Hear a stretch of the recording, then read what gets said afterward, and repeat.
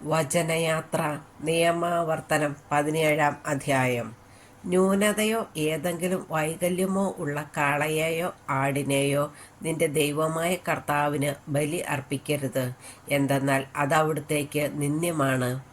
നിന്റെ ദൈവമായ കർത്താവ് നിനക്ക് തരുന്ന ഏതെങ്കിലും പട്ടണത്തിൽ സ്ത്രീയോ പുരുഷനോ ആരായാലും അവിടുത്തെ മുൻപിൽ തിന്മ പ്രവർത്തിച്ച് അവിടുത്തെ ഉടമ്പടി ലംഘിക്കുകയും ഞാൻ വിലക്കിയിട്ടുള്ള അന്യദേവന്മാരെയോ സൂര്യനെയോ ചന്ദ്രനെയോ മറ്റേതെങ്കിലും ആകാശശക്തിയെയോ സേവിക്കുകയും ആരാധിക്കുകയും ചെയ്യുന്നുവെന്ന് ആരെങ്കിലും പറഞ്ഞ് നീ കേട്ടാൽ ഉടനെ അതിനെപ്പറ്റി സൂക്ഷ്മമായി അന്വേഷിക്കണം.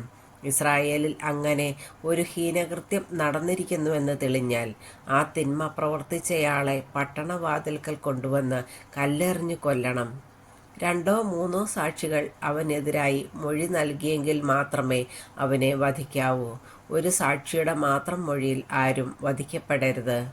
സാക്ഷികളുടെ കരങ്ങളാണ് വധിക്കപ്പെടേണ്ടവൻ്റെ മേൽ ആദ്യം പതിയേണ്ടത്, അതിനുശേഷം മറ്റുള്ളവരുടെ കരങ്ങൾ. അങ്ങനെ നിങ്ങളുടെ ഇടയിൽ നിന്ന് ആ തിന്മ നീക്കിക്കളയണം. കൊലപാതകം, അവകാശവാദം, ദേഹോപദ്രവം മുതലായ കാര്യങ്ങളിലേതെങ്കിലും നിന്റെ പട്ടണത്തിൽ വ്യവഹാര വിഷയമാവുകയും വിധി പറയുക നിനക്ക് ദുഷ്കരമാവുകയും ചെയ്താൽ നിന്റെ ദൈവമായ കർത്താവ് തിരഞ്ഞെടുക്കുന്ന സ്ഥലത്ത് ചെന്ന് ലേവ്യ പുരോഹിതനോടും ന്യായാധിപനോടും ആലോചിക്കണം. അവർ വിധി തീർപ്പ് നിന്നെ അറിയിക്കും. കർത്താവ് തിരഞ്ഞെടുക്കുന്ന സ്ഥലത്തുള്ള അവർ അറിയിക്കുന്ന തീരുമാനമനുസരിച്ച് നീ പ്രവർത്തിച്ചു കൊള്ളുക. അവരുടെ നിർദ്ദേശങ്ങൾ സൂക്ഷ്മമായി നടപ്പിലാക്കാൻ ശ്രദ്ധിക്കണം. അവരുടെ നിർദ്ദേശവും ന്യായവിധിയും അനുസരിച്ച് പ്രവർത്തിക്കുക. അവരുടെ നിശ്ചയത്തിൽ നിന്ന് നീ ഇടം വലം വ്യതിചലിക്കരുത്. നിന്റെ ദൈവമായ കർത്താവിൻ്റെ മുൻപിൽ പരികർമ്മം ചെയ്യുന്ന പുരോഹിതനെയോ ന്യായാധിപനെയോ അനുസരിക്കാതെ ഒരുവൻ ധിക്കാരപൂർവം പ്രവർത്തിച്ചാൽ അവൻ വധിക്കപ്പെടണം. അങ്ങനെ ഇസ്രായേലിൽ നിന്ന് ആ തിന്മ നീക്കിക്കളയണം. ജനം ഇത് കേട്ട് ഭയപ്പെടുകയും പിന്നീട് ഒരിക്കലും ധിക്കാരപൂർവം പെരുമാറാതിരിക്കുകയും ചെയ്യട്ടെ. രാജാവിനെക്കുറിച്ചുള്ള നിർദ്ദേശങ്ങൾ. നിന്റെ ദൈവമായ കർത്താവ് നിനക്ക് നൽകുന്ന ദേശം കൈവശമാക്കി നീ താമസമുറപ്പിച്ചു കഴിയുമ്പോൾ ചുറ്റുമുള്ള ജനതകൾക്കെന്ന പോലെ നിനക്കും രാജാവുണ്ടായിരിക്കണം എന്നു നീ ആഗ്രഹിച്ചാൽ നിന്റെ ദൈവമായ കർത്താവ് തിരഞ്ഞെടുക്കുന്ന ആളെയാണ് രാജാവാക്കേണ്ടത്. നിന്റെ സഹോദരിൽ നിന്ന് മാത്രമേ രാജാവിനെ വാഴിക്കാവൂ. പരദേശിയെ ഒരിക്കലും രാജാവാക്കരുത്.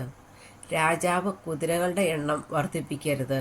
അതിനായി ജനം ഈജിപ്തിലേക്ക് മടങ്ങിപ്പോകാൻ ഇടയാക്കുകയും അരുത്. ഇനി ഒരിക്കലും ആ വഴിയെ തിരികെ പോകരുതെന്ന് കർത്താവ് നിന്നോട് കൽപ്പിച്ചിട്ടുണ്ടല്ലോ. രാജാവിന് അനേകം ഭാര്യമാരുണ്ടായിരിക്കരുത്. ഉണ്ടെങ്കിൽ അവൻ്റെ ഹൃദയം വഴിതെറ്റിപ്പോകും.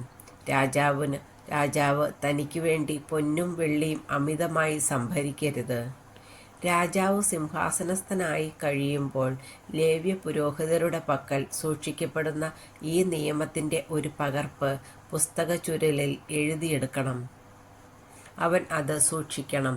തൻ്റെ ദൈവമായ കർത്താവിനെ ഭയപ്പെടുകയും ഈ നിയമത്തിലെ എല്ലാ അനുശാസനങ്ങളും ചട്ടങ്ങളും ശ്രദ്ധാപൂർവം പാലിക്കുകയും ചെയ്യാൻ ജീവിതത്തിലെ എല്ലാ ദിവസവും അത് വായിക്കുകയും ചെയ്യണം.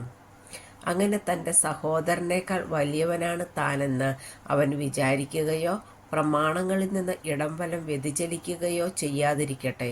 അപ്പോൾ അവനും പുത്രന്മാരും ദീർഘകാലം ഇസ്രായേലിൽ രാജാവായി ഭരിക്കും.